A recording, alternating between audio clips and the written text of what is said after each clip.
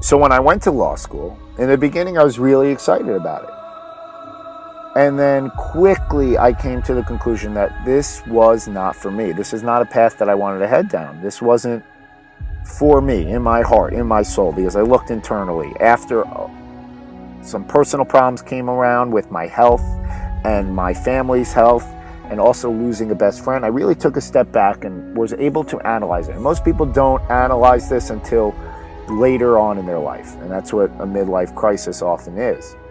And so there's no purpose of doing something in life if you don't enjoy it. There's pain that you have to go through, but the pain must go towards a reward that you really, really want. And if you're not passionate about what you're doing, if you're not stoked to get up in the morning, if you don't go to bed with like this dream of like, yes, I get to do this tomorrow, and you wake up with that purpose, then you're wasting your time. You're not doing anything of value to you. It's a disservice to you, to your heart, because you can make money, right? We live in a matrix, you need money. You can make money in any profession that you want. Millions and billions of dollars change hands in every single industry. So that's not what it is. And so you need to chase your heart, and you won't be good at something if you're not passionate about it. So I knew right away that I could not be as good at law as I could be in something that I could put my heart and soul into. Because regardless of talent or anything, if you enjoy it, you want to be good at it. You want to hone in. You want to improve your weaknesses. And you will be good at it if you beat on it. The biggest thing is that whatever you spend your time procrastinating about is usually the thing that you want to do the most.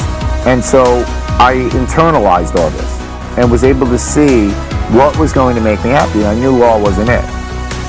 So I reframed it because I didn't want to drop out of law school. I wanted to finish out the degree and see how this degree could benefit me. And I knew that it could. And I'm not a quitter. I knew that the degree could. And now this degree was able to have an impact more on other people, which is what I always wanted to do, is just be a contributory figure. And so I could have headed down this path, but I got out. And that's empowering. And so there are a lot of people who go down certain paths in their life that they were either told that they should do it, or they decide to, not because they really wanted to do it from their heart, but because it was the safe route. They work for their parents, or they work at a place where a family friend connected them with an interview or something, and they're excited about it in the beginning because it's fresh and new, but then it quickly fades because it's not what they really want. And if you ask them what they really love, or what they like spend their time procrastinating doing, and you hear the fear in their voice, like, yes, that's it. This is what you're supposed to do. And they do not do it. And then they have this no semblance of changing, even though they're unhappy, because they're afraid of the unknown. Chase towards that unknown. And that's where you're going to find happiness. And you are doing a great disservice to you if you continue down this path. You know, I did all of the required stuff and tests, but did I focus my energy there? No, I didn't. I wanted to focus on something that I could use for the rest of my life, which was my business, which I really wanted to do. So I worked day and night every weekend to create this, build this up with my business partner, Rich. And after school, everyone takes the ball. And I was getting pressure left and right from friends, from parents, family, everyone. My business partner, Rich, was like, I have an idea, let's go out to LA. And he was supportive of whatever I wanted to do.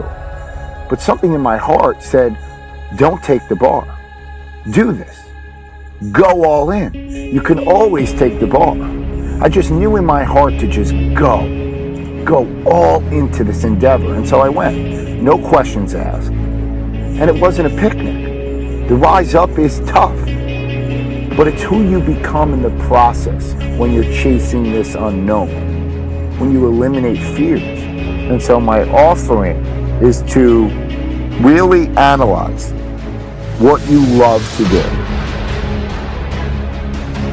and to go chase it. Because making money should not be your focus, to do something that you don't really love to make money.